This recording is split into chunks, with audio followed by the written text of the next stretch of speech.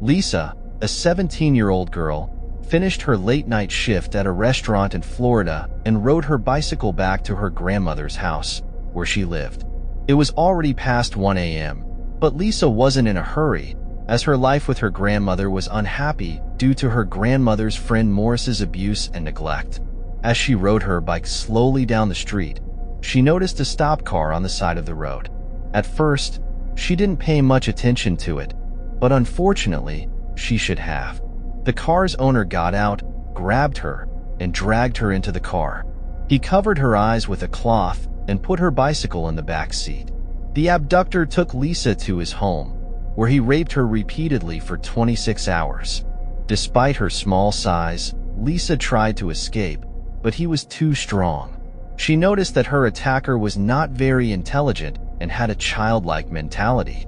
She tried to convince him that she was consenting to his actions and that she would be his secret girlfriend. She asked him to let her touch his face so she could remember his features and was allowed to go to the bathroom. Lisa left her fingerprints everywhere in the bathroom and dropped her hair tie near the bed. When the attacker finally fell asleep, Lisa removed the blindfold from her eyes and saw the details of the house and the attacker's features. Her plan was to wait until he fell asleep again and then escape or call for help. However, fate had other plans. The attacker woke up, tied her up again, and took her to a densely forested area. During the drive, Lisa made one final clever move by biting her finger and leaving bloody marks on the car seat. When they arrived at their destination, he sat her down near a large tree and placed the gun on her head to kill her. But Lisa begged for mercy and asked him not to kill her. The attacker hesitated and eventually decided to release her.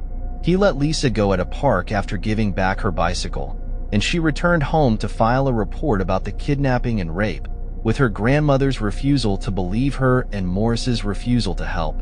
Lisa was kidnapped, raped, and threatened with murder, but she managed to escape. She went to the police station alone, where no one believed her and laughed at her story. How could a young and scared girl who had just gone through such a traumatic experience be expected to think clearly and remember every detail? They thought she was just a teenager seeking attention. So Lisa felt devastated and heartbroken, turned into a laughingstock instead of being helped and comforted. Then came the rescuer, Detective Larry Banks, a member of a team that had been tracking a serial killer since months ago. He listened carefully to Lisa's account and found many facts in her story. He requested a comprehensive examination of Lisa, which led to the discovery of red fibers on her clothes that matched their investigation into the serial killer who had committed 9 recent murders. Lisa proved to be a valuable asset to the investigators, providing a description of the kidnapper's face to the artist, as well as details about the car he was driving. She was also able to accompany the detective to the location where she was kidnapped and identify the turns he took while driving, which led them close to his home. The detective monitored all cars in the area to find one similar to the one described by Lisa, and they eventually found the suspect's car. They took some secret photos of him and presented them to Lisa, who confirmed that it was her kidnapper. The detective then led an operation to raid the kidnapper's home, where they found Lisa's fingerprints, evidence she had left behind, including a hairpin under the bed, fingerprints inside the bathroom sink, and bloodstains on the car seat. The police finally caught one of America's worst serial killers and rapists. Bobby Joe Long Bobby was born in 1953 in Virginia. His childhood was miserable due to being born with an extra X chromosome, which caused him to suffer from Klinefelter syndrome. This condition led to the development of female physical traits, such as gynecomastia, which made him a target of bullying at school until he underwent surgery to remove them. Not only that, but he had a very close relationship with his mother, sharing her bed until his teenage years and sabotaging any relationships she had with men to keep her to himself. After finishing high school, Bobby married his classmate Cynthia in 1974, and they had 2 daughters. However, in 1980, Cynthia filed for divorce and custody of the children to escape Bobby, who had become unstable, violent, and abusive towards her. Bobby then moved to the Tampa Bay area in Florida and began his crime spree. He would find his victims through classified ads for buying and selling, posing as a buyer.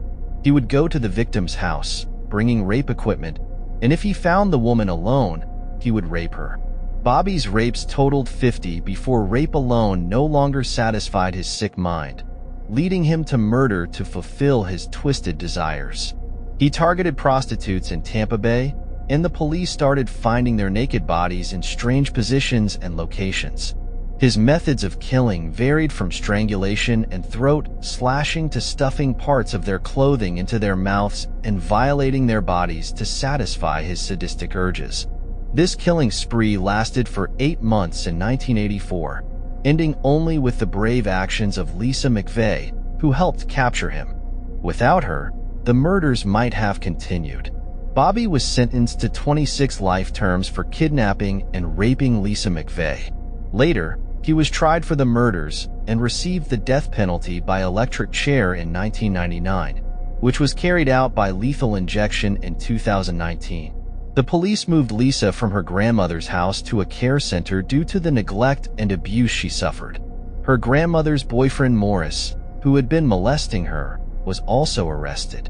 Lisa now works with the police and participates in organizations to help rape survivors.